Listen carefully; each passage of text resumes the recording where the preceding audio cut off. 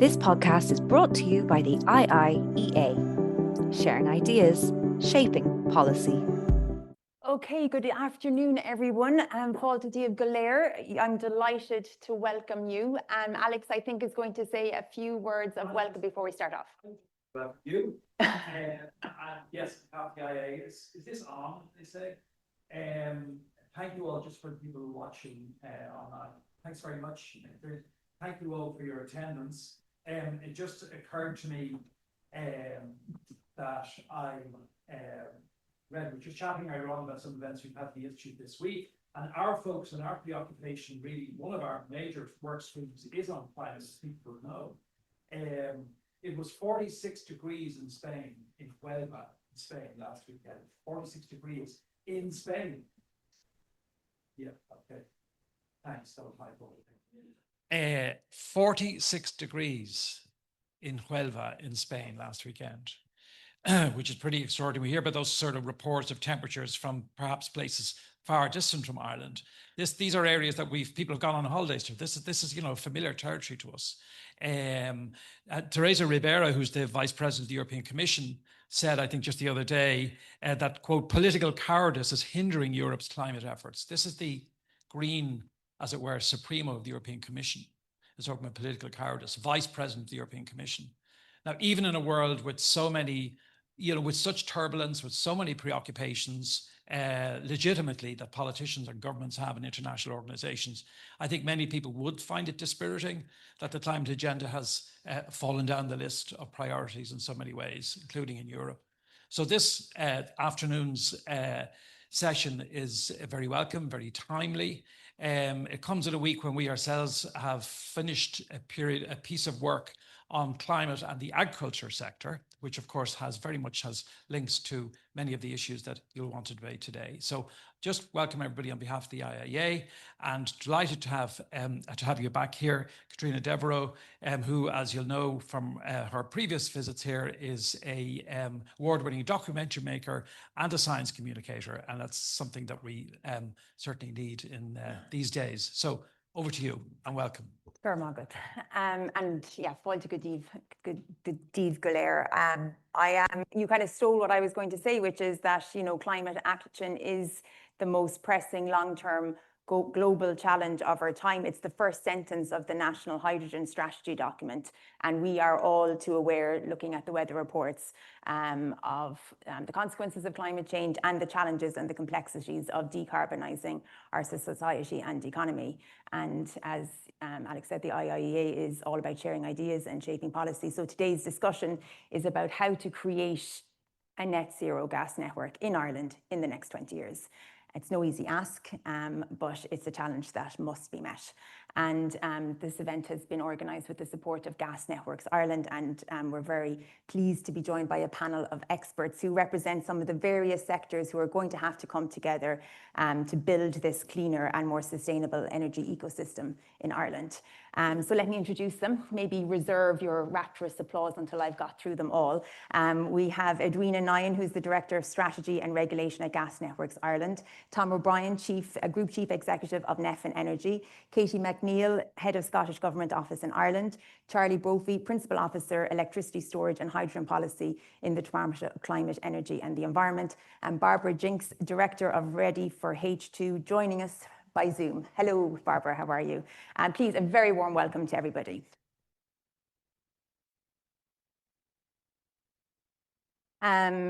Our speakers are going to share some of their kind of initial thoughts and perspectives for a couple of minutes, 5 minutes or so, and then we'll go straight into a Q&A. And for those in the room, you can pose your questions in the traditional method of having a mic brought to you and raising your hand. And for those online, you can use the Zoom function, Q&A function. And please send in your questions throughout the session, and we'll come to them once our panelists have shared their initial thoughts and we've had a little bit of discussion. And if you are posing a question, please just state your name and your affiliation reconciliation. And I really encourage you to actively participate in this conversation because, you know, it's invaluable to get everybody's perspectives and hear from people all over the country and people joining us online. And there's no such thing as a stupid question in my mind. So just a quick reminder that this event is being recorded. And if you want to start a discussion on Twitter, you can use the handle at IIEA. Now, our first speaker is Edwina Nyan, the Director of Strategy and Regulation at Gas Networks Ireland, a driving force behind the organisation's strategic direction, sustainability efforts and regulatory affairs, and brings deep industry knowledge and financial acumen to the table. She's a Fellow of Chartered Accountants Ireland and previously held senior finance roles in both Irvia and GNI. Edwina, do you want to share or set out your and GNI's vision for this hydrogen future? Thanks, Katrina. I suppose, first of all, look, we're delighted in Gas Networks Ireland to sponsor today's event. Look, with the calibre of the panellists we have, I've no doubt we'll have a really good conversation. So, which I think, look, is fundamental actually to moving the decarbonisation of the gas network forward. I might start by setting out a document we published last year, which was our pathway to a net zero carbon network. And for us, it was actually quite a visionary document. It set out how we are going to decarbonise the gas network over the next 20 plus years. And look, I suppose it set out how we are going to move away from natural gas to renewable gases. And at the end of the pathway, we will have two networks, a biomethane network and a hydrogen network. So look, for us, it was really important to demonstrate our commitment to Ireland's climate targets and getting to net zero by 2050. I think, look, a vision is one thing, but like what I'd like to maybe chat about now is really to give you a sense of the work actually that's happening now in order to make that a reality. Biomethane is being injected into our network today, but it's in small quantities. But we have huge interest in developers actually connecting to the infrastructure. We did an expression of interest process about 2 years ago now, and we requested kind of information from developers who may be interested in injecting into the network. And we got 14.8 terawatt hours of potential interest, 176 respondents. And to give you a sense of scale, that's 2.5 times the current government target. But I suppose our challenge is now we have about 1% of that target on stream. And what we're seeing with developers, and Tom will give his perspective as well, is that it's challenging in order to go from interest to actually committing to a connection with us. And part of the challenge is revenue certainty. Like we've seen in the last, I suppose 12 months, 18 months, that people maybe are doing direct connections, but because they've maybe partnered with somebody else and done what we call a gas purchase agreement, so they have revenue certainty. And we are seeing about 0.5 terawatt actually materialising over the next 6 months that we'll have that operational, that capacity operational. But it's the challenge moving that on. And look, I think the RHO, which government is working on, but it's probably a little bit slower than we would have liked. And I know the minister has recently indicated that it'll probably be Q2 2026. And that does pose challenges for us in terms of actually getting to 5.7 terawatt hours by the end of this decade. Look, it also demonstrates though, like we've learnings from other countries, other organizations, if there's will, you can get delivery. And we can learn from other countries, but it's about turning that interest, as I said, into delivery. I think hydrogen for us is probably a longer term play. We see that probably coming into the network in about the mid-2030s in scale. In the first instance, we see it as blend, and that's basically blending it with natural gas. You also see it in the form of what we call clusters, which is basically where you have a dedicated hydrogen network, and over time that connects into the overall broader network. So look, infrastructure is a long-term game. While it may not be until 2030 that we see it coming into the network at scale, what we are doing right now is a lot of testing and trialling to understand how compatible our infrastructure is with hydrogen. And that's really important to us. We have an incredibly strong safety record. And this is a new gas, well, newish in that, right back when we did Towns gas a number of decades ago, 50% of that was hydrogen. So it's about how do we adapt our network. We've already done testing and trialling that says we can take blends of up to 20%. We're doing more work on that. And our customers, we've done work with customers as well. And the majority of them can take blends of 20% as well. So they're all encouraging signs. We're doing a lot of work as well with the likes of Amber, which is associated with Research Ireland on materials. We're also working with UCD, Energy Institute, around doing various studies, testing and trialling. We were chatting, myself and Kathy, earlier on. We recently signed an MOU as well with National Gas, who have, you know, moved further ahead than we have. And really that MOU is to make sure that we share kind of knowledge, experience, and learn from what they're doing in their project called Project Union. And they've tested an awful lot in one of their sites called Spade Adam, so where we can learn from that. We've also had an example of a customer that's been funded through our innovation fund, Dalton Chancery Mills. They're an Indigenous business in Ireland. They've been around for many generations, and they malt barley. You know, so they're a really, I suppose, progressive organisation that takes sustainability very seriously. So we've worked with them to introduce 20% hydrogen blend into their infrastructure, and it's worked. And they've been really complimentary of like how it's helped them to decarbonise a hard to abate sector. So like, I suppose, yes, it's far away, but we need to be doing work now in order to progress that. Look, from our perspective, like there's no doubt that there will be challenges in order to make this happen, but we are very clear that we're committed as an organisation in order to drive these projects. And look, you know, traditionally we would have been associated with natural gas. We see ourselves on a transformational journey to get to a 100% renewable target. Look, we're an infrastructure provider. You know, we facilitate transportation. We can't develop biomethane facilities or hydrogen electrolyzers ourselves, but we really need to, I suppose, as a result, to work with the entire value chain, you know, all of the people here today to make that happen. And look, unless we collectively work together, we're not actually going to achieve this at all. So that's just my initial perspective anyway. Great, and I have so much to follow on up and after. And you say 2030 is when you're going to start seeing hydrogen coming on, and that's mid-2030s. Yeah, so it's not that far. So the work is well underway. Next up, we're going to hear from Tom O'Brien, Chief Executive of Neff Energy, Ireland's largest domestic producer of natural gas, with over 2 decades of experience spanning law, energy and investment, including leading roles in groundbreaking deals like the Corrib gas field acquisition. Tom brings deep expertise in the evolving energy landscape. So Tom, do you want to tell us a little bit about your perspective and the opportunities and the challenges that come with renewable gases? Yeah, so thank you everyone for having me here today. I guess if we're here to talk about transforming the gas network to net zero, there really is only one solution in the short to medium term for the foreseeable future in reality, and that's biomethane. The biomethane sector has huge potential in Ireland. The European Commission has come to the conclusion Ireland has the best agri-feedstock per capita in the whole of Europe. And so there's a huge opportunity there, not only to decarbonise the network, but to help Irish agriculture decarbonise and to help decarbonise industry. There's other associated benefits as well, of course, in terms of energy security, which is kind of close to my heart. As Edwina mentioned, the true capacity of Ireland is anywhere up to 14.8 terawatt hours per annum.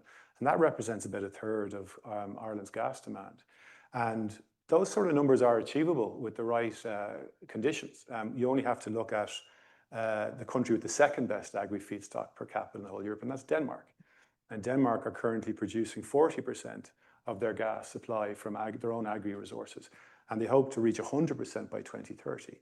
So the potential is there, and that's why, notwithstanding our Corrib business, and we do have a hydrogen project, early hydrogen project there, I set up Neff and Renewable Gas with a focus on biomethane, with the aim to become the largest biomethane producer in Ireland if we can. And I'm glad to report we'll be breaking ground this month in our first project in Ballinrobe, County Mayo. Notwithstanding that potential, we are seriously behind the rest of Europe. We took our first step last year with the publication of the National Biomethane Strategy, which set out a laudable set of targets and initiatives.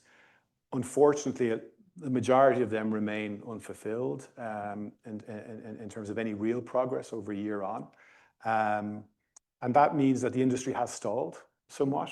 And the proof of that is the fact that the vast majority of the grants that were issued by the Department of Agriculture last year won't be utilised because developers are finding it difficult to get projects off the ground for a variety of reasons, some of which I'll touch on today.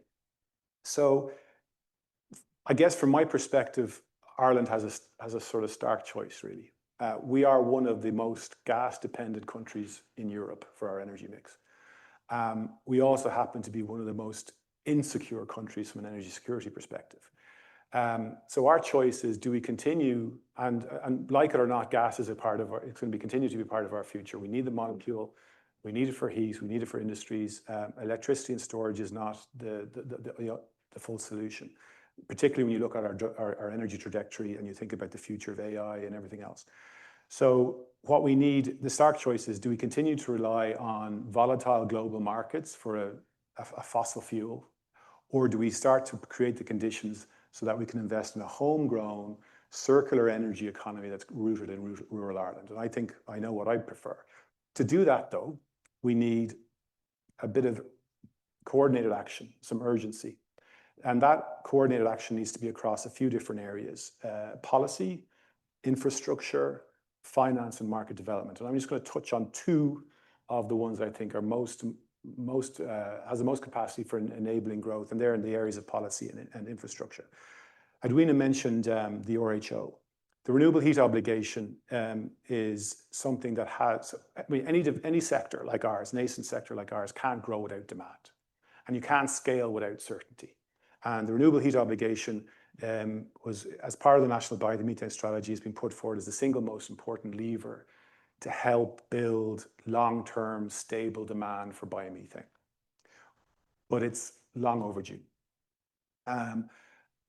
Now, for that RHO to work, it needs to do a couple of things. It needs to be ambitious and it needs to be effective. And to be effective, it needs to get two things, I think, particularly right. One is it needs to create a level playing field for domestically produced Irish biomethane, in the sense of creating a level playing field as it relates to foreign biomethane imports. Those imports may have been relying and benefiting from subsidies and state supports for many years. So that's the first thing. So what I'd say to government is, be brave, back rural Ireland, introduce, I think they're looking at a multiplier that would apply to Irish domestic production. So that has to be at the right level. And the second one in relation to the RHO is, obligants, I don't believe, should be allowed to apply to be able to satisfy their obligation through a disproportionate share of certain types of HVO fuels. So I think there's been a lot about this in the media recently. Large volumes of Asian HVO have a sort of questionable sustainability and authenticity background. That product has damaged biomethane share of the renewable transport sector, for example. It's dropped by 60% since 2023. And many experts would agree that there's an issue there. So what I would say to government there is, be careful how you get the balance right between the HVO and the biomethane, so biomethane doesn't suffer as a result of this HVO, which is over 90% of which is coming from Asia. There's more Malaysian used cooking oil in the Irish renewable heat transport sector now than biomethane. Okay, that's the first one. The second thing is reverse compression.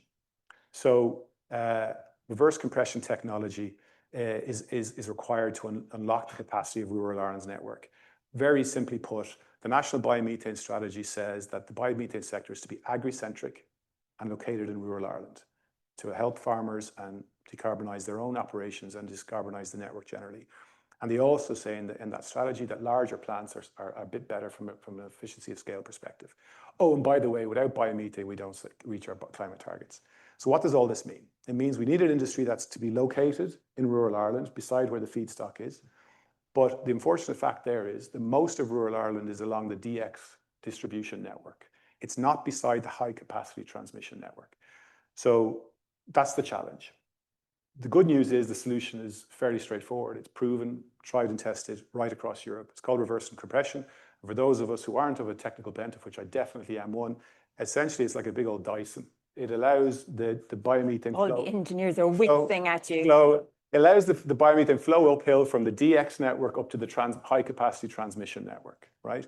And you could basically fit a unit in a glorified telephone booth, low single digit millions, but it locks hundreds of millions of investment. Our plant at Ballinrobe alone, over the life of that project, we estimate will be about over 200 million euro investment, over 100 million in feedstock alone over the life of that project. And that's just for one AD project.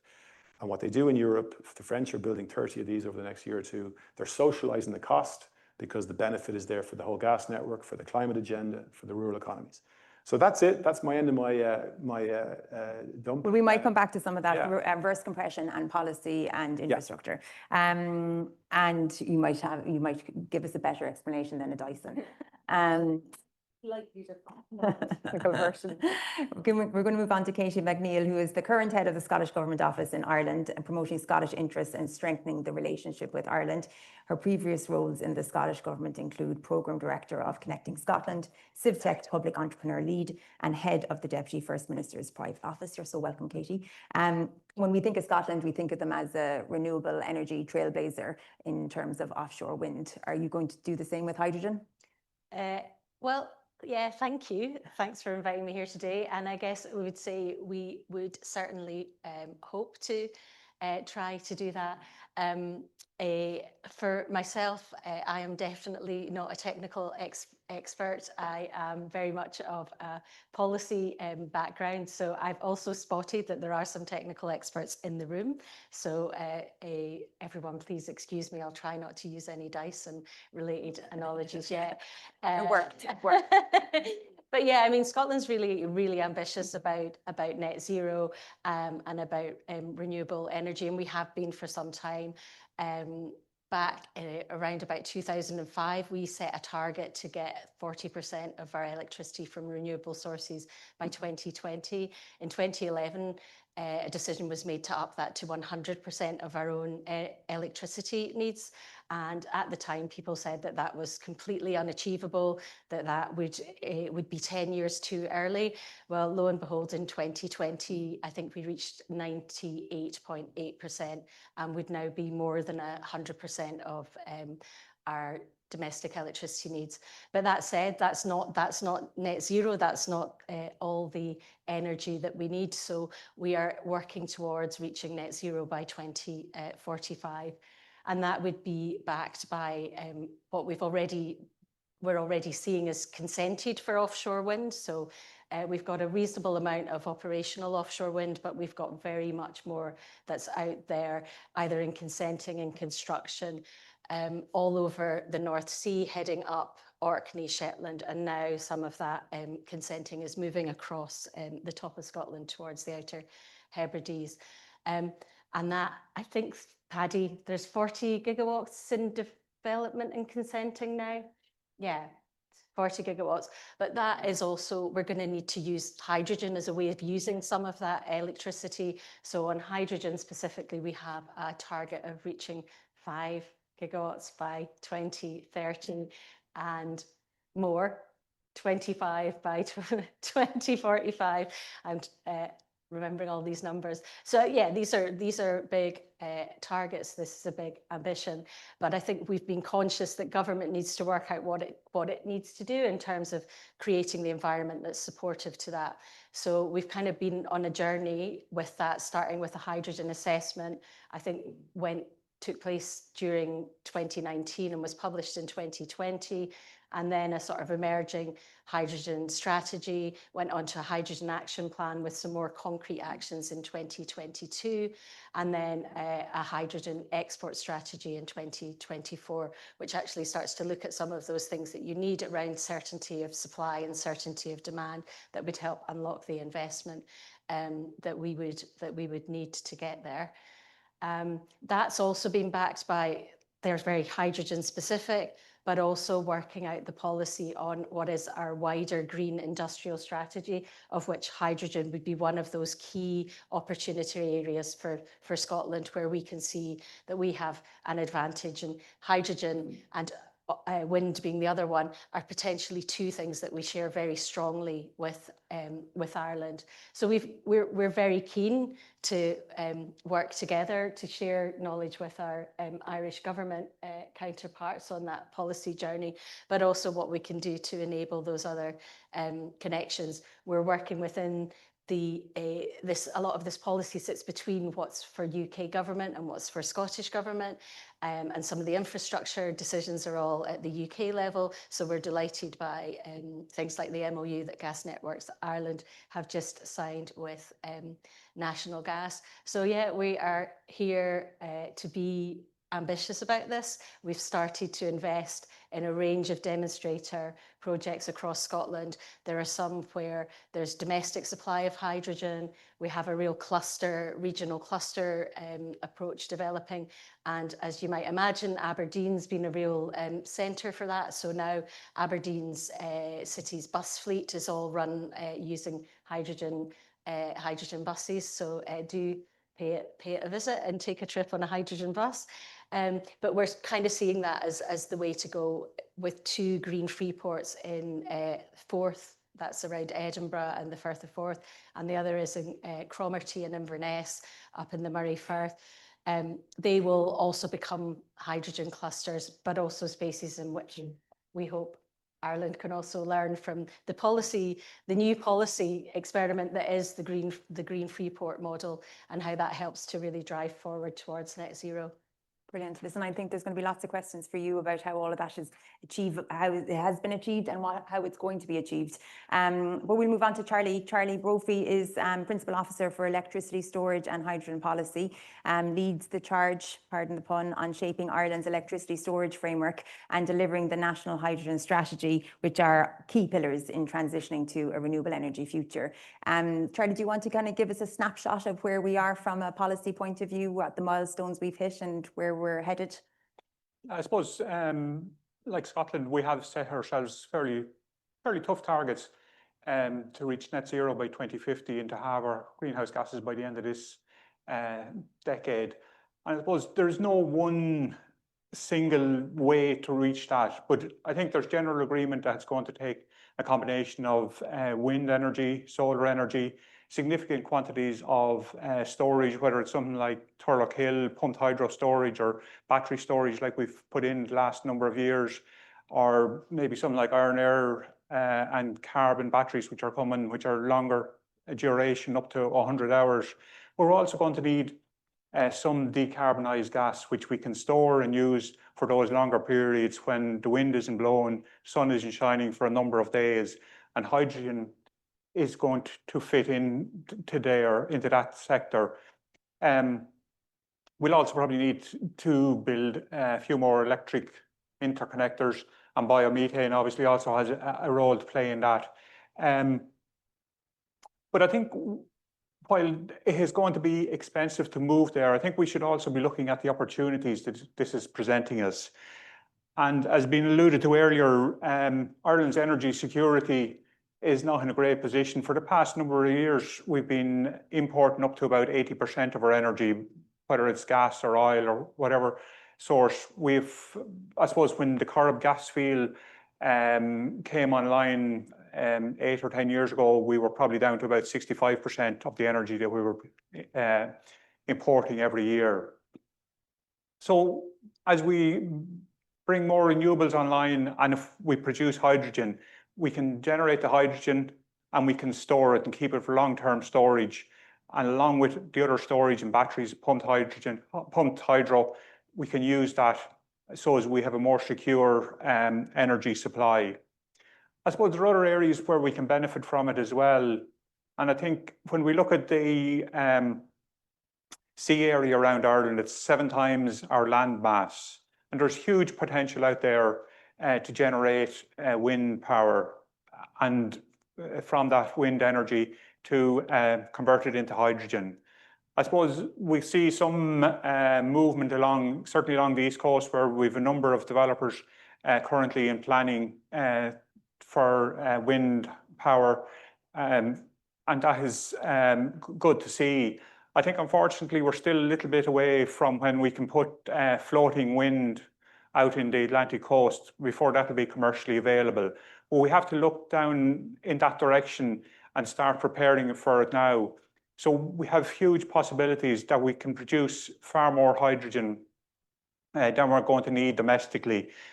And we can look at to develop industry around that. We have there's sustainable aviation fuel, marine fuel, ammonia fertilizer. So there are just some of the opportunities which are out there. I suppose when we think back maybe 30, 40 years ago, we didn't have a pharmaceutical industry in Ireland. We didn't have a large IT sector in Ireland. Both those areas are producing plenty of well-paid, highly skilled jobs. and contributing significantly to the economy. And over the next decade or two, hopefully hydrogen will be in a similar position to that. And we've also been, or has been mentioned earlier, about exporting hydrogen as well. I suppose in Northwest Europe, there is already relatively large quantities of hydrogen being used, grey hydrogen in general. But those people that want to switch over to green hydrogen, and there's going to be additional industries looking for hydrogen. Germany, for example, has already indicated that they expect to be importing 50 to 70% of their hydrogen demand, green hydrogen demand, in 2040. And I think Ireland could be seize on that opportunity. There'll be plenty of other countries, including our colleagues and friends in Scotland, who will also see it as an opportunity. But even right around the world, I know the Germans have been talking to people in Australia and Chile and Namibia, in I think up to about 40 countries around the world. And we have been talking to them as well about the opportunities which are there. So I think that while there is maybe a cost, people generally see the cost to it, but we also have to look at the opportunities which are there.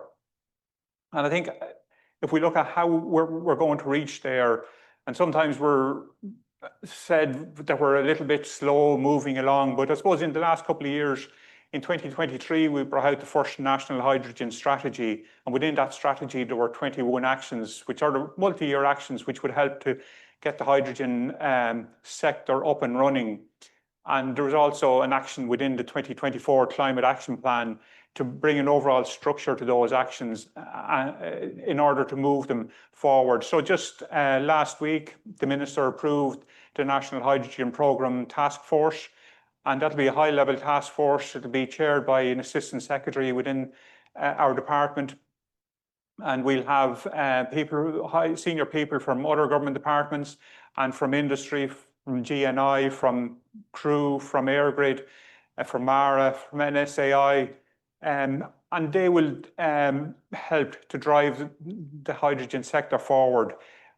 They'll be in a position where, when coming together, we'll be able to have a look at what are things which are slowing this down, what needs to be done across government to help to move it along. And I suppose there will be three main areas they'll be looking at. They'll be looking at safety and regulation, and I had to write these down because I generally forget them: infrastructure and systems, and markets and commercialization. So there are sort of the three areas, three pillars, which we will look at, and each of the 21 actions within the strategy will be provided to working groups under each of those three areas in order to move the sector forward. So I think it's a big milestone to have got this task force up and running. It has to be noted by government, and hopefully we'll be having the first meeting of it early in the autumn. So I think that'll be a help to move forward. Brilliant. Thank you. And I think those task forces, is there one for offshore wind as well? One for accelerating offshore renewables. Ireland is a nice small country where actually you can kind of get things done if you know who the right person is to call. Okay, great. I think there's probably a good few things that you mentioned there that we'll pick up on later, but Barbara Jinks, who's been patiently waiting for us on Zoom. She's the director of the Ready for H2 project, which brings together over 60 gas operators across 10 European countries to chart the role of hydrogen in decarbonising our energy systems. And she's got more than 35 years of experience in the gas industry, spanning everything from greenfield projects to global energy policy. So Barbara, you're very welcome. Do you want to share some of your thoughts after listening to our speakers there about how we can get hydrogen ready? Yeah, thank you, Katrina, and a huge thanks to Liam Nolan and Edwina for inviting me to speak on this topic. And we're in discussion with GNI to join our project, which is great. So, I mean, Charlie, actually, was a perfect segue. I think the last thing you mentioned was infrastructure, or it was market, but the second last, because what we do was about 5 years ago, there was a recognition between the gas distribution operators across Europe, across many countries, that actually there was a lot of momentum and activity and efforts going into the transmission grid and importing, the production of hydrogen, the importing and the transmission. But there wasn't much happening on storage and distribution. So that's why this large group of distribution system operators got together and said, actually, we need to understand what our role is in the energy transition and raise the profile. And what are we asking for? What do we need? We want to be part of the solution. So it's inward looking and it's outward looking. We've done research, which I'll give you an overview of, about how the DSOs, the distribution system operators, are converting, getting ready for when hydrogen is ready. There is no hydrogen at the moment. That is one of the huge challenges, the supply and demand. But the DSOs want to be ready when hydrogen comes. Their systems are ready to deliver hydrogen. So it's across 10 countries, as you say. It's a formidable group because it's a 1.6 million kilometers out of the 2.2 in Europe. And Sorry, 19. I interrupt you, Barbara. We just lost you there for a second. Oh, okay. 90 million customers, 1.6 million kilometers of distribution pipes is what the project represents. Interestingly, in Europe, distribution pipes, there's 10 times the kilometers of distribution pipes as there are transmission. And I think 99% of the effort is on the European hydrogen backbone. Can you hear me okay? Yeah, there's just a little bit of delay sometimes, so just keep going. Yeah, I can see you guys freeze, so I'll kind of try and adapt. And the distribution grids, there's 3 times the investment has been spent in the distribution grid compared to transmission. So we really focus on that. 99% of gas consumers in Europe are delivered their gas through a distribution grid. So you can see, and same in Ireland, that the gas distribution grid connects everyone. And what an opportunity to deliver not only natural gas to replace heavier emitting fuels, but biomethane, absolutely #1 priority. But in areas where you don't have the prospect for biomethane, you have the option to put hydrogen down those pipes. And that's what we look at. So I've got a slide to share, which I nearly forgot to pop up. Just let me know when you can see it. Yeah. Not yet. Oh, there we go. Okay. So I thought it was very useful to have a slide. Sorry, I need to make it large for you. So can you see the slide? Yeah. Yeah, if you could make it large for us, it would be helpful. Yeah, I have. I think there's a delay. Beautiful. Thanks. So what we did was we mapped where is the delivery of hydrogen. You can see the map on the top right has got lots of lines. That's the European hydrogen backbone. And in Germany, it's the Kernnetz. And we mapped this before Spain then announced theirs. You can see that it's overall, but the areas in the different shades of blue are the demand for hydrogen that is more than 3 kilometers from any transition pipe. And you would not connect them with a transmission pipe. The DSOs would connect those areas. That is snapshotted in the pie chart in the middle, where over 50% of all hydrogen demand in large industry, small industry, transportation, and buildings and heating, over half have to be delivered through a distribution pipe. 11% of the demand is within 1 to 3%. So some of that will be transmission pipes, some will be the distribution grid, and nearly 40% is within a kilometer. And again, it's a case-by-case basis of whether you would connect that by the transmission operator or distribution. So you can see that the role of the distribution in grids in delivering hydrogen, if they're not ready, the majority of your hydrogen will not get to the end user, and that's the key message. The other key messages are that that is the hydrogen demand in 2050 on the map. And you can see that Germany is one of the largest consumers, but also Slovakia and Czech Republic really need hydrogen, mostly for building and heatings by that time. And Spain has a lot of, surprised us by having a lot of demand. So the other key point is if you deliver any gas to a building, it has to be through a distribution pipe because it's smaller, lower pressures and smaller quantities. But industry, 71% needs to be connected by distribution pipe and 30% of your transport. So in other words, distribution pipes are super important to delivering green energy. This also gives us, as Charlie was saying and Tom was saying, that the opportunities to have flexibility in a gas pipeline. You can have natural gas, you can have biomethane, you can have hydrogen. They can be mixed and they can come from wherever they come from. It doesn't matter. So it gives you flexibility in your energy supply and to ramp up your domestic production and ramp down exports. It also allows a faster transition, you can repurpose a pipe within months, a pipeline, rather than build a new pipeline, which can take years with approvals. And for distribution pipes, that's even easier. And in particular, in regional areas where you can make green gases, so you can produce your own biomethane or make green hydrogen with local solar or wind, you can then distribute that in large areas without the need for waiting for any backbone or any major infrastructure. So it allows you faster development. So we can touch on some of these, and maybe I'll finish up by saying that there were lots of projects. We've got over 58 projects underway just in our membership, which show that the technology is not a barrier. All the technical issues can be solved. What the biggest issues are, of course, is where's the hydrogen coming from and what's the demand? Customers are often, I think Tom mentioned, is customers are often just unaware of the value proposition. They just don't understand hydrogen. They don't know that it's an option.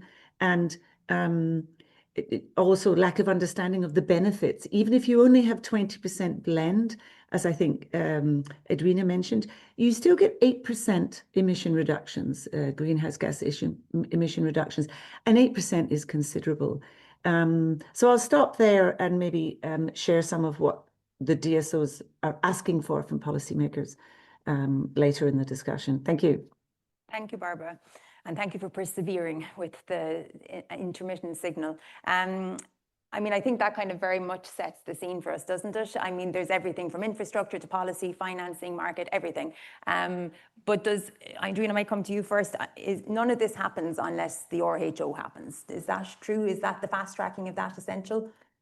Look, I think from a biomethane perspective, policy is key. Look, there are other routes to market, but to some extent, they've been tapped already. The other area potentially, and it'd be interesting to get Tom's view on this, like large energy users are very often crying out for kind of, renewable gas requirements. So are you doing some policy work on that at the moment? And I think if we had more planning, potentially requirements around renewable gases, that could be another route to market. But the RHO is critically important, 100%. And look, Tom touched on it as well, and we would agree, like what we're seeing from a developer's perspective is, you've some developers who have a lot of equity backing, but they're competing for capital across multiple jurisdictions. So like if they can't give certainty in relation to revenue, why would you invest in a project? Like these are commercial entities, so like the RHO gives you a level of certainty, and for us that's really important. But as I said, Ellie, could be another route. Mm-hmm. And that Chancellor Mills example of how they decarbonise, was that just a kind of a bespoke pilot that you went? These are a good example of a. Yeah, and look, I suppose they're a great example because they're a large business, but at the same time they don't have the knowledge and expertise maybe as some of your pharma or other multinationals. So like, but they're really progressive in terms of their sustainability agenda. And we were able to work with them through some of the innovation funding that we have available. And we made the solution work for them then as a result. And I think, if you look at test cases like that, they're really important. But would it have been as easy for Dalton Charlesley Mills to do it on their own? No, because hydrogen is 3 times more expensive. Well, green hydrogen will be 3 times more expensive. So like there is the cost as well associated with it. So look, it was a really good, important story. We learned a lot from it. I think they really appreciated, the value that they got from it as well. Yeah. And Tom, that kind of, I suppose the fact that Ireland has got one of the lowest shares of renewable heat in our system, like how do we catch up? What do you see as our way of catching up? I was going to, repeating myself, I suppose it is getting a viable biomethane industry up and running. Edwina is right, I think, around the LEUs. I think there was a lot of uncertainty around large energy user connection policy for a long time. Under the previous administration, there was some doubt being thrown at it. So folks, one thing companies don't like is uncertainty. They need certainty. They're starting to get some of that now with the CRU announcement some months ago, but that needs to be fleshed out some more. So I think it's introducing the right policies. It is putting in place, mandating GNI to roll out a reverse compression program. So they have a set of guidelines that they can adopt like they have when it comes to grid connection. Something similar for reverse compression would be helpful too. I think it's, a dozen more of these units, give or take 10 to 20, could actually unblock the bulk of the constraints across the rural network. So it's those sort of practical things. I would say this actually, and this is no criticism of the National Biomethane Strategy set up a similar task force implementation group. And they really only have met over the course of the last year, probably less than the fingers on one hand. That's not good enough. So there needs to be, when I talk about a sense of urgency, we need a sense of urgency because everything that we're trying to do will naturally, of its own nature, take time. Planning takes time. Gathering all the permits for these projects take time. So I think we do need to inject a little bit of urgency into this. I mean, just one last point on energy security. I used to write about this before I dropped my pen and got whatever, but there was an interesting report published by SEPA in May, which funnily enough wasn't picked up at all really by the media. If you remember, SEPA did the original energy security review for Minister Ryan, and they put forward this idea that we could build this national FSRU, which I think G and I have been tasked with, and somehow that would be our sort of solution for our energy security issues while we wait for the manna from heaven that is offshore wind. SEPA gave out a report published a report on the 16th of May, coincidentally, under the new administration, but they admit that even with the FSRU, we have serious energy security issues if, for example, one of the interconnectors with the UK gas contracts was to go down. So there's a very real issue there, and we all know it. So I would say, like I said in my opening remarks, there are things we can do that are immediate with tried and tested technology, like biomethane. There's thousands of these plants across Europe. Hydrogen is maybe another generation away slightly. So let's go after it. Let's move from being a laggard in renewable gas to a leader because we have the raw materials to do it. Mm. And Charlie, I might let you come back in there. Is there sufficient sense of urgency to kind of get this up and running? There is, and I suppose sometimes when you look at something like the task force and you say it only met 4 or 5 times a year, I think most of the task forces which are there at the moment, there is that high level body which maybe meets 4 or 5 times a year. But underneath that, there's probably up to 6, 8, 10 working groups which are meeting on a much more regular basis every 2 to 3 weeks. And that's where a lot of the groundwork is being done. And I suppose it's really the issues which maybe aren't resolved as easily in those working groups that has pushed up to higher up. So I think it's difficult. There are a lot of competing things competing for everybody's time, and certainly at senior level. And I think that when they do get together and you bring people from different government partners together in the task force, in the meeting, there can be a lot of work achieved there. But sometimes it's probably optically it may not look quite as if there is as much work doing. But I think one of the reasons why we were keen to get a task force set up on the hydrogen side is because getting that high level buy-in from different government departments and different agencies, it certainly helps to remove some of those blockages and move things along. I liked when you were talking to Katie earlier, you called her your colleague and friend, but you didn't say competitor, because I think if you're looking at Scotland, if we're too slow and Scotland zoom ahead as they have done with offshore wind, are we going to miss the hydrogen boat? And actually they're going to have all the hydrogen in this grid and they're going to be dispersing it through Barbara all across Europe, and actually we'll be left behind. Do you think, Katie, are you somebody who kind of are looking at Ireland going, actually take your time doing that now and we'll just go ahead and we'll progress, no problem?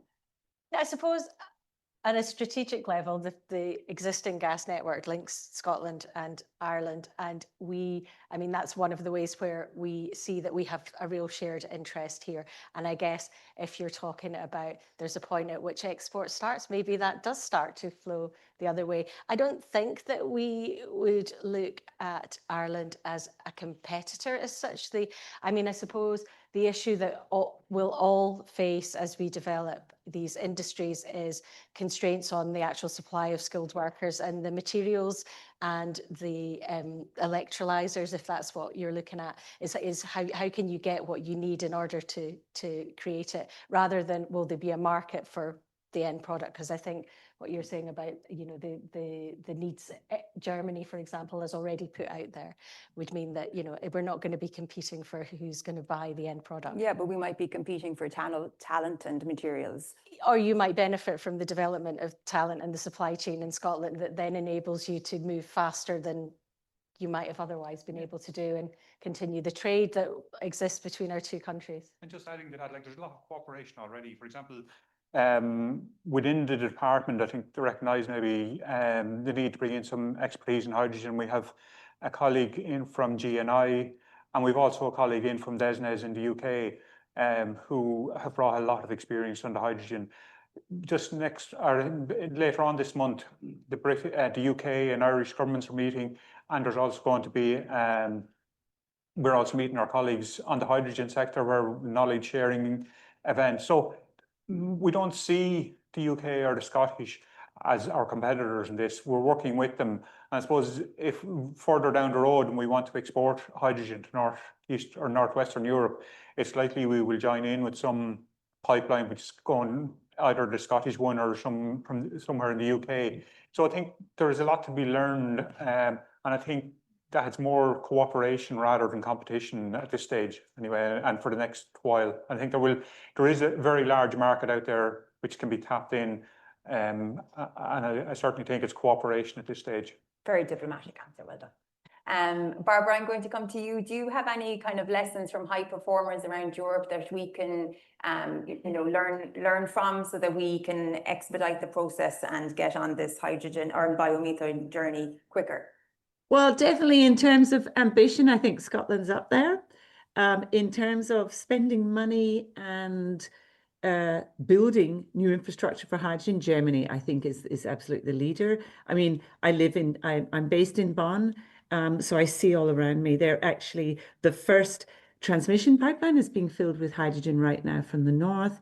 There is a new project being developed to bring in offshore hydrogen, actually from the German North Sea. They have a bit that sticks out from the northwest of Germany into the North Sea.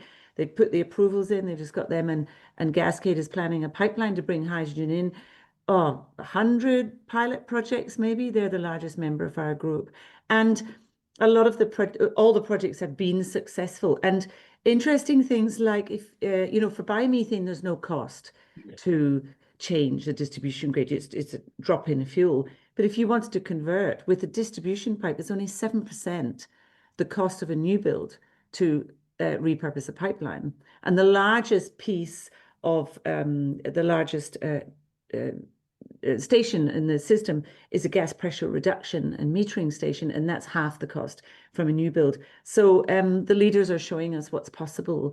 And I think Germany's putting money where its mouth is at the moment. Of course, they suck 25% of all the energy in Europe they consume. They have to be the front runners, or they're just going to be so stuck or reliant on undesirable imports that forever. Yeah. Well, actually, on that point, we might go to one of our questions from Christian Resch from the German Embassy in Dublin, who's apologising for not joining us. Thank you for joining us online, not in person.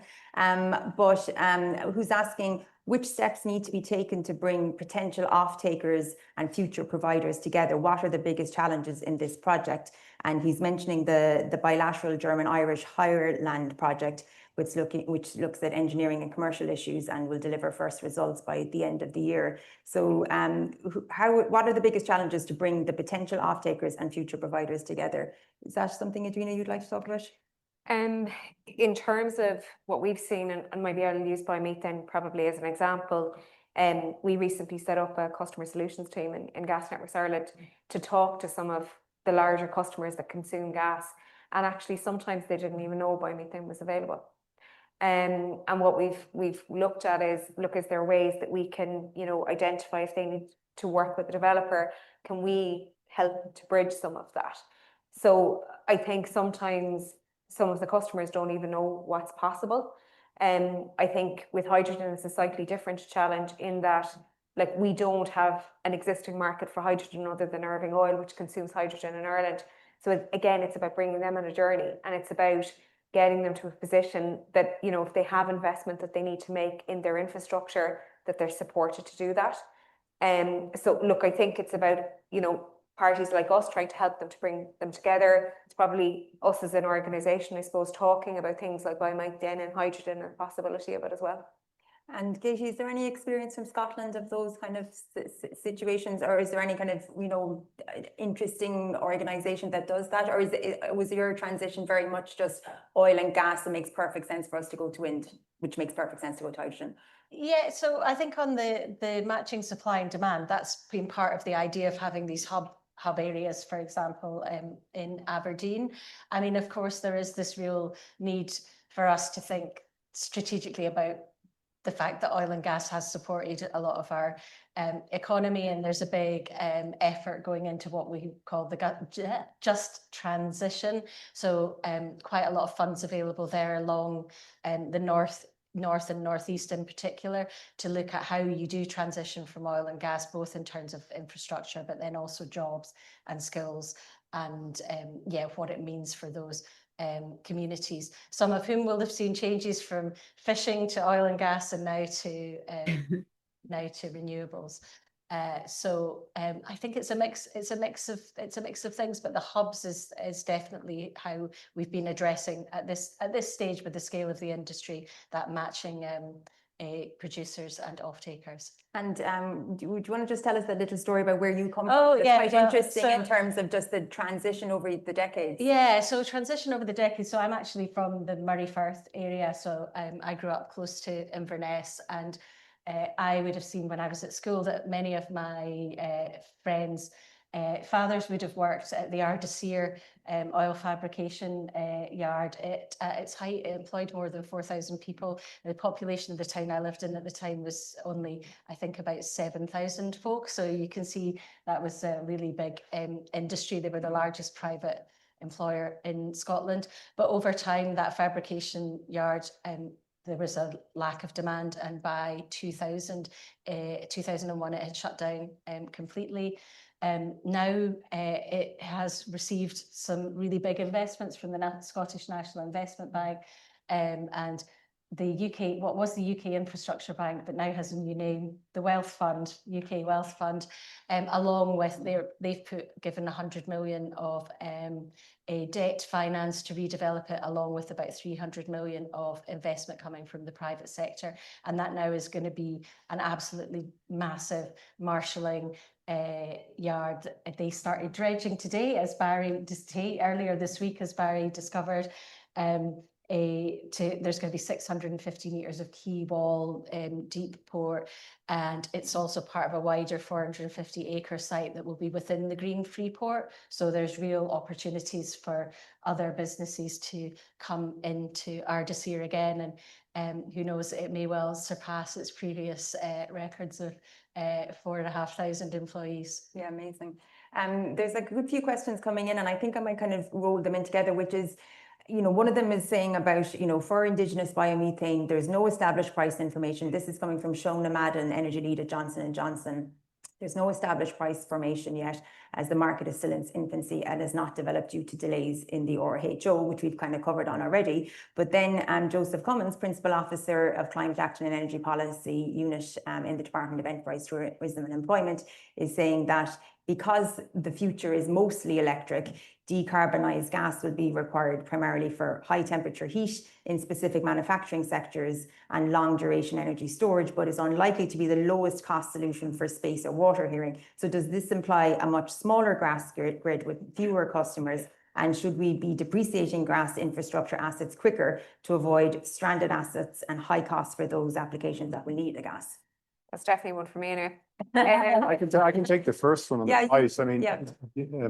National Biomethane Strategy did try to give some guidance on the cost of production and the range of cost of production for different size plants. So the information is there. All you've got to figure out then is what margin do you think the developer will need to make a return on his investment. So there is information out there of range bound where biomethane it will go for. Just to say that. I think on the smaller gas grid, just to give you a sense of scale, like we've about 720,000 customers, and a lot of those are domestic customers. But actually, when you look at our usage, they're 11% of our demand. So a huge part of our demand is actually the electricity sector. And Joe is right, like the high temperature heat is obviously one that can't be electrified as well. And I think we do see, when we looked at our pathway last year, the amount of gas that's actually flowing through our pipes will reduce. But what we are seeing is our peak, which is basically when there is no wind, when there is no solar available, that the gas network has to ramp up in order to meet that electricity demand. So like we do see the role of our network actually changing. We do see customer losses, but if you look at the volume of flows, we'll still have about 89% of our volume going through the infrastructure. And look, in terms of accelerated depreciation, the Ofgem yesterday published RIIO-3, which is kind of the equivalent of our price control here in Ireland, and they are looking at accelerated depreciation on new assets in the distribution business. So look, I think we would definitely have to look at that, but I think you also have to look at that in the context of how will that infrastructure be repurposed, back to what Barbara was talking about. So it is going to be something we need to consider.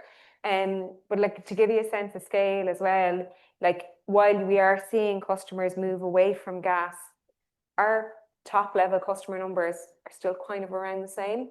And what we're seeing in other jurisdictions as well is, you know, where there is restraints on or constraints on the electricity grid, they are using gas as a peaker. So we have seen things like hybrid heat pumps being rolled out, which again, you're using less gas, but then when it's needed, when electricity capacity isn't available, the gas network is providing that resource. So the role of our network is definitely changing. We will lose some customers, but I suppose we still have very large customers on the network that still need gas. And back to Charlie's point earlier on, we don't know if there's going to be new customer groups that come on into the mix, whether that's freight, whether it's sustainable aviation fluid and fuel. I suppose the other thing as well is, like we were talking about the ability to export. And look, electricity interconnectors will give you some ability to export electricity, but the gas network is far bigger and has greater capacity.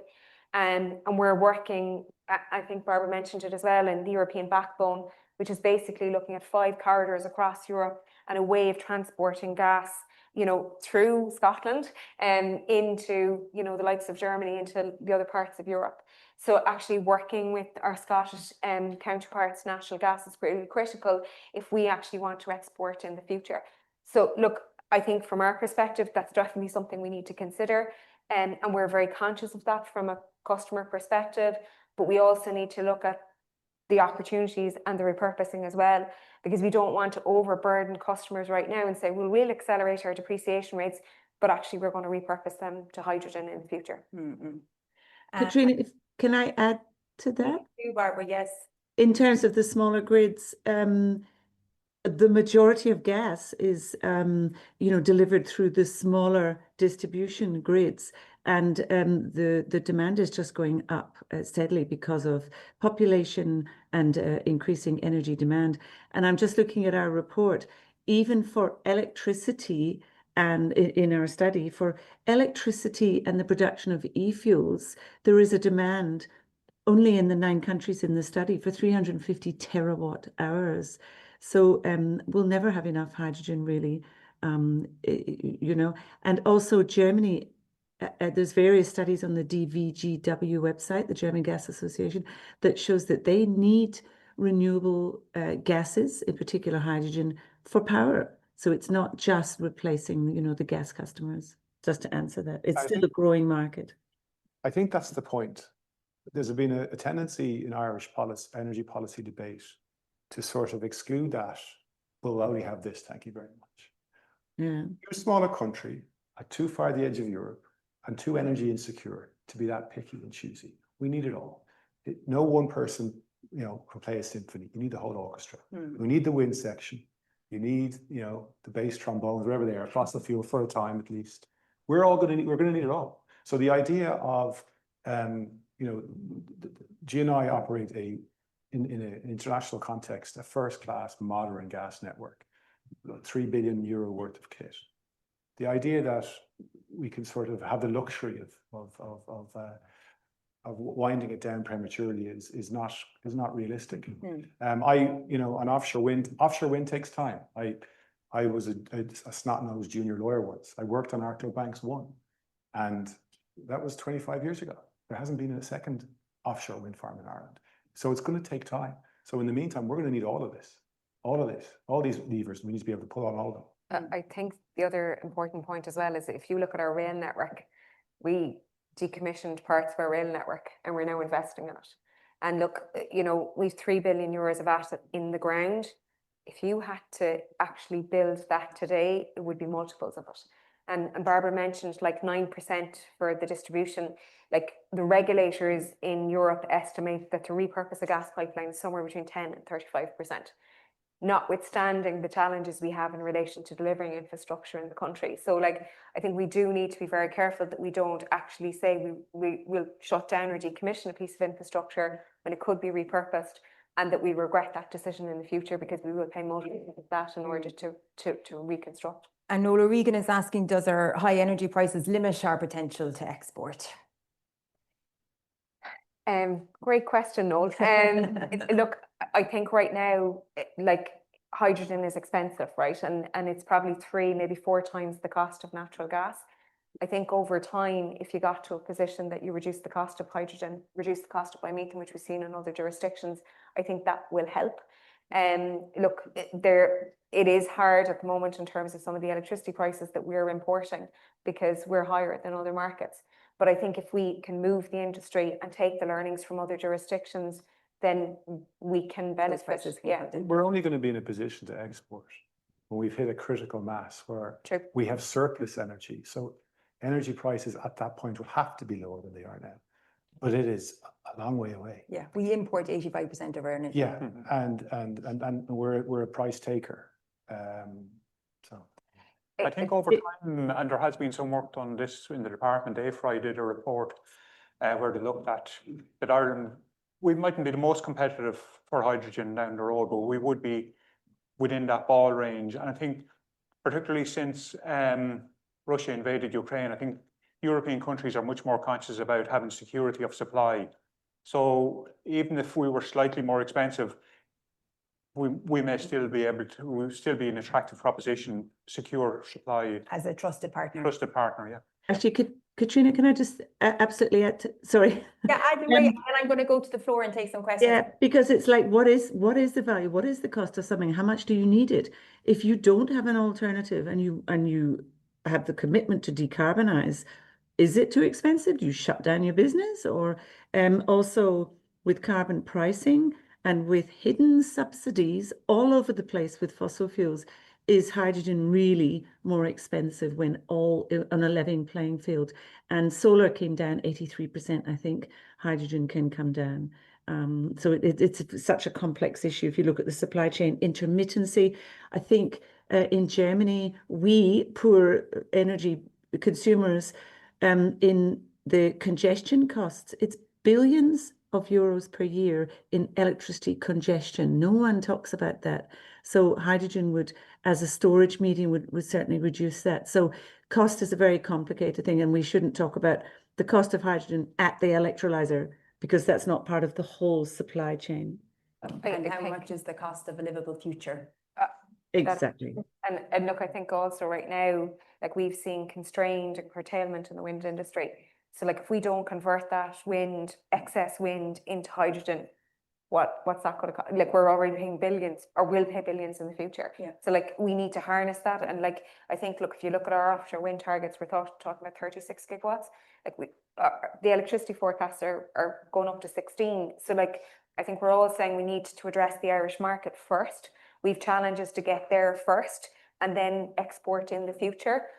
But there's definitely a demand for it. Yeah. And I think just on the export, I think if you go back to the first questioner, Christian, from the German embassy, we have a declaration of interest with the Germans to share knowledge on hydrogen. And the project which you was talking about, the Ireland project, the German government are actually funding that in conjunction with ESB and ourselves. And they are looking at the possibility of generating hydrogen here and then how you would transport it, and are looking at initially shipping it there and looking at the cost there. And they're also, it'll be interesting when their study is completed later in the year, because they have looked at the cost of hydrogen in a number of regions, and they will be able to give us a sort of benchmark as to whether we're within a ballpark of being competitive on that or not. But the Germans are very keen at this stage. And sorry, Barbara, I'm just conscious that I have people on the floor here with okay, their hands raised, so I'm going to take a few questions and then I'll come back to you if you hold that okay, thought. yeah. Thanks to the panel. Dan O'Brien, economist here at the Institute. Question and a point. Question to the panel. LNG, the importation of, what do you think of it from both a price, or all three, price, sustainability and security supply perspective? And just a point, security supply has been mentioned. I think Charlie was the first person to mention Russia during the whole course of the discussion. I think it's necessary to just talk about security supply, but just how radically changed the security environment in Europe has been over the past 3 years. Nearly every one of our partners on the continent over the past week has committed to increase defence spending to 5% of GDP. That is a massive change. And it's not clear to me that this is always appreciated in this country, just the extent how the environment has changed, and that if it does change in the worst, it will affect us. I might start with that. I'm sure others will come in as well. Look, 80% of the gas that we use in this country is imported. And it's imported through 2 interconnectors that run from southwest Scotland actually into Dublin. 2 or 3 years ago, pre the Russian-Ukraine crisis, we would have said, we've never had an issue, they're perfectly safe. That has very much changed. You've seen the incidents even with Nord Stream, the Baltics. I think it's become much more of a reality.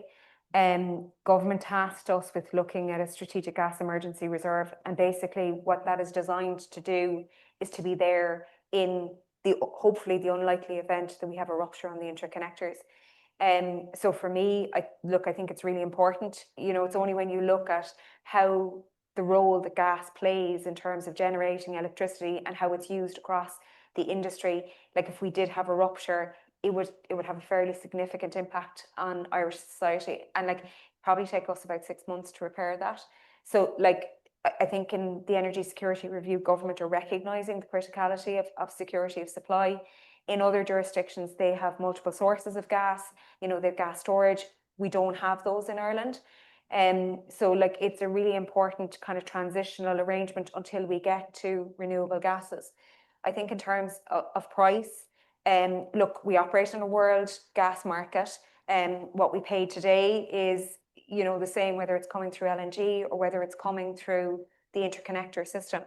And I think, look, in terms of sustainability, the preference from the government's perspective is it would only be used in an emergency. So our gas would continue to come through the kind of the Irish system. And look, I think we have that kind of challenge all the time around the kind of the energy trilemma around net zero, security of supply and cost. And we have to have the right balance, to be fair, Dan. So it's a break in case of an emergency situation. I know we would not use it, but to not have it would be reckless. Yeah. Does anyone else want to talk about LNG? Yeah, I'll talk about it. It's going to cost the Exchequer through probably PSO or different sort of levies. It's about, I think they said 900 million was the last number, but the truth is, we all know from an Irish experience that's going to be well in excess of that number. We all know about Shannon LNG. There was a company who is specialist LNG developer who've been trying to build an LNG facility there for many, many years, and they've been frustrated not only they were frustrated by the political system.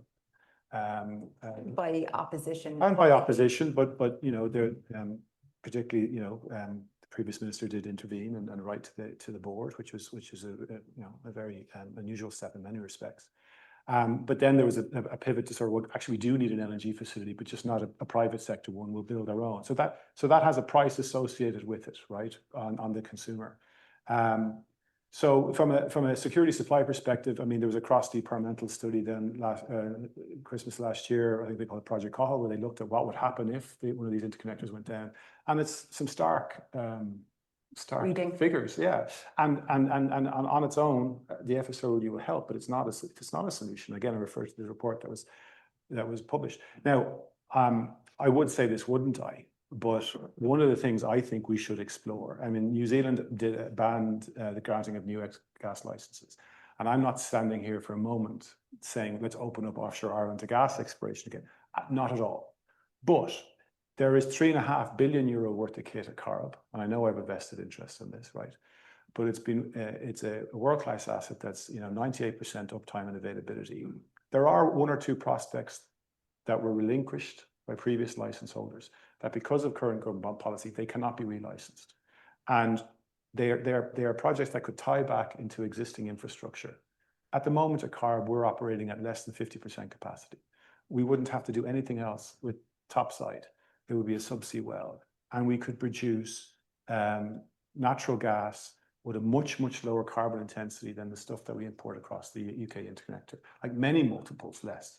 And my 10-year-old knows your strawberries from Wexford have a less carbon index than your strawberries from Gibraltar, right? So could we, for example, like New Zealand, who introduced that ban, who are now looking at that again and unwinding that ban, because from an energy security perspective, they realized it was a step too far. Could we look at infrastructure-led exploration around Corrib? That might be an idea. I don't suspect it'll be anytime soon, but I keep on coming back to this idea that we have this idea that one or two things will solve it. The FSRU on its own is not going to solve it. Offshore wind on its own is not going to solve it. We need a multi-pronged approach. Well, it's the interdependency of all of these. That's the difference. That if you don't have offshore wind, you don't have offshore wind. As Edwina mentioned, if one of these two interconnectors go through a central point at Moffat, I know if I was sitting in the Kremlin somewhere and I really wanted, like we see what happened with the HSE hack, a chap in a basement somewhere and wherever else. If you really want, I mean, it's devastating to Ireland. 6 months could be a good outcome, where we'll be shutting down industry essentially to keep residential energy supply going. What does that do to Ireland's reputation from an FDI perspective? So we've been sailing close to the wind for a long, long time, and we've been sort of relatively lucky. And as Dan says, the world has changed. And I think we just need to probably bring a more pragmatic and realistic approach to our energy policy debate. That's really all I'm trying to say. Yes, another question, please, from the floor. Oh, it's just behind you, the mic. Yeah, thanks. I just had to pick up on a couple of the points that were made on security of supply. There was one incident with the Kinsale head into Cork pipeline, and the guys thought it was out of commission. It didn't actually get fractured. It wasn't a Russian submarine. It was some geezer coming out of Cork Harbour who forgot to pull a sea anchor. And gas pipelines are very vulnerable, much more vulnerable than subsea, which are buried telecoms cables and stuff like that. Gas pipelines are big and awkward and tricky to fix. That one, there was a scare for a while. I got another scare when people started talking about subsidizing the demand for nitrogen directly and indirectly, or subsidizing the demand for gas through an upgraded and maintained network and so on. Because that's what we did in the late 70s, early 80s, when the Kinsale Head field was discovered. And it was clear that the capacity in it exceeded likely domestic demand. So the government decided we would subsidize the export of fertilizer by a state company called NET, through giving them gas for less than it cost. And that was hidden in the accounts of BGE as it was at the time. And eventually, of course, it failed. And you can't make a living in this world by subsidizing exports. It's economics 101. So we need to be very careful about all this loose talk about Ireland is the Saudi Arabia wind and all this kind of stuff. It would be if you had discovered an enormous field full of hydrogen, ready to go hydrogen. We've been hearing that Saudi Arabia analogy for a while now in terms of offshore wind, maybe hydrogen, maybe biomethane. Yeah, well, one possibility, it looks like Saudi Arabia is going to be blessed again with solar.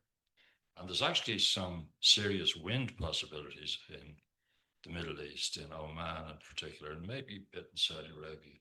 So I would be thrilled. I'm not saying I hope it happens, but I would be thrilled if Saudi Arabia turned out to be the Saudi Arabia of wind. That was Professor Colin McCarthy from UCD. Can I just put one quick question to the department? You mentioned the Turlock Hill pump storage station in West Wicklow. And it is, and I'm open to contradiction on this, it is the biggest battery in Ireland as of today. And it works as a battery. And if the whole system went down, it would give a few hours of power and so on. Trouble is, it's the only one. And there are various people with all sorts of schemes, most of them demanding subsidies to produce more battery possibilities in the years ahead, and perhaps they could. Is the department seriously considering pump storage opportunities elsewhere, or has ESB come along and said, look, we want to build some more Turlock Hills elsewhere? Please do, and introduce yourself. Professor at College Dublin.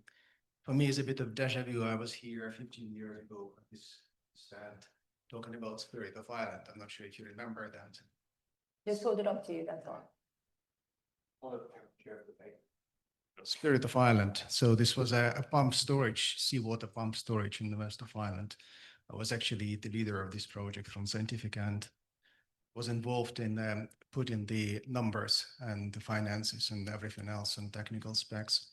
So the price for a pump storage, 150 gigawatt hours, close to kilobags, was about 1 billion. So that was the power was 1 gigawatt, capacity 150 gigawatt hours. So Turlock Hill is negligible compared to that. I mean, it's nothing really. So that is something that you could actually operate country on the basis of that battery for about a week. So that's what, puts it in perspective. We need to maybe resurrect that. Yeah, also just I think we need to have more kind of sense of the technical limitations. I'm not here to advocate Spirit of Ireland. We worked for 4 years, we've done everything we could. We realized it's impossible to do it in Ireland for planning permission reasons. So we kind of gave up on that 10 years ago. People ask me from time to time, why did we not build it? Now it would cost massively more. The round trip efficiency for pump storage is about 85% if you use variable speed machines. So hydrogen by electrolysis, as far as I know, is about 36% to produce hydrogen. So you put 100%, you get 36% in hydrogen. So it's a very expensive. It certainly has, it should be a part of the mix. I'm not saying that, but I'm just saying that my sense, since I was involved in that project, no. The answer is there was no interest from the Department of Energy, unfortunately. That was 15 years ago, so we might let Charlie come back. I think if we look at what's happened, we have Turlock Hill, as has been alluded to, that's there for over 50 years, and that has about 300 megawatts of storage. And then since the start of this decade, lithium ion batteries have come along, and we're now up at just over 1 gigawatt of storage between the batteries and between Turlock Hill. And we brought out electricity storage policy framework last year by the department. And within that, we're saying we're technology neutral because there are a lot of new technologies out there. There's iron air, which can store up to 100 hours. There's one has received planning up in Donegal, whether it'll proceed or not is another thing. There's also CO2 batteries. So there's a lot of new technologies out there. But there's also, and I think it's well known, silver mines down in Tipperary, their project of common interest within the EU, and they've received some EU funding where they're looking at pumped hydro storage, something similar size to what Turlock Hill is. But I think going forward, we're going to need much more storage, and we're going to need a combination of different ones. The government is technology neutral or agnostic, and we will support where we think it's feasible and correct to do so. Thanks so much. I'm conscious of the time, but we have two more questions there, but that we might get to very quickly. And then I'm going to ask you for your call to actions and how do we achieve all of these fantastic visions, and then we're going to wrap. So thank you very much. My name is Kshitij and I'm from K Advisors. So just to deep down on the Tim's question about we are at the tail end of the energy in Europe, and there's no silver bullet out here. Whenever we talk about the solutions or decarbonized system, we always talk in the silos. This is a gas system. We'll talk about gas. We'll talk about biomethane. We'll talk about hydrogen. And we are ready to build the infrastructure 5 times, 6 times more than what we require because of the variable sources we have in terms of the wind and solar. Had we ever thought about, and this is a question for entire panel, had we ever thought about the integrated system? And I'm not talking about the interconnectors. I'm actually talking about the real integrated system where you have a heat, electricity, water, transport, everything working together. Had we ever thought about it? And do we need something like NESO in Ireland to think about this? Because we all are siloed in our day jobs. I might start on that one. So look, I think from our perspective, we've worked incredibly closely with EirGrid, and we're actually working on an MOU with EirGrid as well at the moment. But we take a lot of their electricity forecasts, and that is a fundamental impact in terms of how we plan from a gas perspective. And we're increasingly looking at, combined scenarios or common scenarios. I think SAI have been tasked as well with doing some work by DC in relation to coming up with a kind of a more integrated view. And ourselves, ESB, are involved in the working group for that. So I think, to be fair, that's starting to happen. NESO has a role as well in the UK, but I think we're already starting to think more like that in Ireland. And look, we've already mentioned about hydrogen. Basically now we have a more integrated system if hydrogen becomes a reality, because it's not just gas going into the electricity system and staying there. It's now electricity coming back out, being converted into hydrogen and being used in the gas network. So to be fair, I think an integrated system is becoming ever more a reality. And in order to operate an integrated system, there needs to be more cohesive thinking across the electricity and gas utilities. Barbara, would you like to respond on that? I was just thinking that I think the last question, the person that asked the question is very correct. We need to be more integrated. When people say that hydrogen is not efficient, the intermittency of renewable electricity from windmills is very inefficient. And the electricity grids, you sometimes need to build 2 or 3 times the capacity of the cables to meet peak demand. And I just quickly looked up the internet, it's 2.8 billion euros in Germany last year alone because of the intermittency of the renewable electricity. So we really do need to look at integrated supply chains. There was a study done by the German gas, DVGW, and it looked at the supply chain from a windmill to a battery, an EV, a car, versus hydrogen. Not much difference. When you look at intermittency and lost renewable electricity with when the wind is too strong or when there isn't wind. So we really have to have that open mind. And what I wanted to say before, thanks Katrina, was 50% of end use cannot be electricity. So we're forced to look at what do we do to decarbonize gases and liquids. It cannot be electrons, and it has to be a molecule. And that's hydrogen or methane. And for that, look up the IRENA World Energy Transition Outlook reports, especially the first one. So we should always bear that in mind. It can't be all electricity, and we are forced to look at decarbonizing gases and liquids. I would just like to say to the gentleman, I believe it has been historically siloed. And I think it has to be integrated. For one, the biggest issue this country is facing is housing. Single biggest issue we have is a housing crisis. And we won't fix housing unless we fix energy, grid, and water. And so the integration requirement is actually wider than just energy. There's an infrastructure integration requirement in Ireland that has been lacking, and we have no chance at all of fixing the housing situation unless we start integrating on an infrastructure-wide basis. Can I add on that? Can I just, I'm really conscious of the time, and I think we can continue this discussion at the reception afterwards. So let's just pause that thought. I want to hear one last question from the floor, please. Sorry, thank you. And Andrew Hagan, Element 2. We've been going in hydrogen now for over 5 years, and I think our biggest success factor or shouting point is we haven't died, which is a major achievement in the hydrogen industry.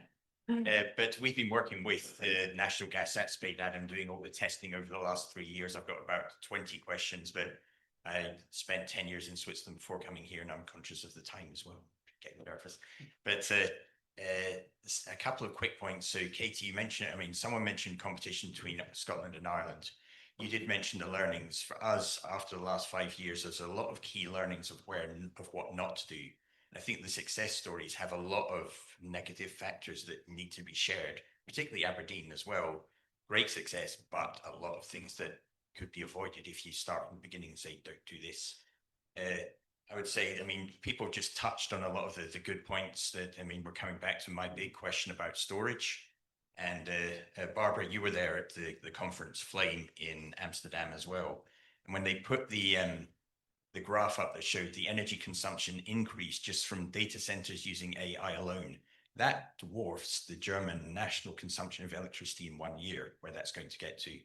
And if you look back at Sir Chris Llewellyn-Smith's report for the Royal Society 2 years ago, the amount of energy storage to make the energy transition happen, we're completely underestimating it. I mean, we need over 1,000 times the hydro pump storage that we've got at the moment. We would need 60 to 100 terawatt hours just for the UK demand of hydrogen storage alone. You combine that with the curtailed wind every year in Ireland, I think 2023 was 1 terawatt hour, UK about 7 times that. So that gas storage, Edwina, you touched on it, we don't have gas storage here in Ireland. I think we're going to need that. I think to meet the demand, and Ireland has 1 or 2 data centers as well. It's a reasonable part of the economy. To meet that demand, to make the energy transition work, we're going to need that energy storage. Are there plans to develop that is my key question.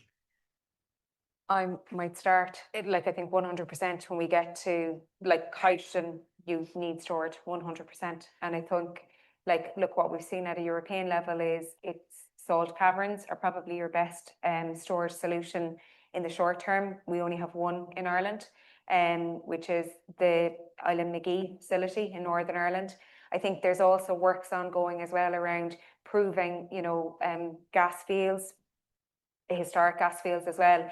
And I'm not an engineer, but that's slightly behind salt caverns. But I think we will need all of the potential storage solutions. I know you looked at it as well in Carib at one point as well.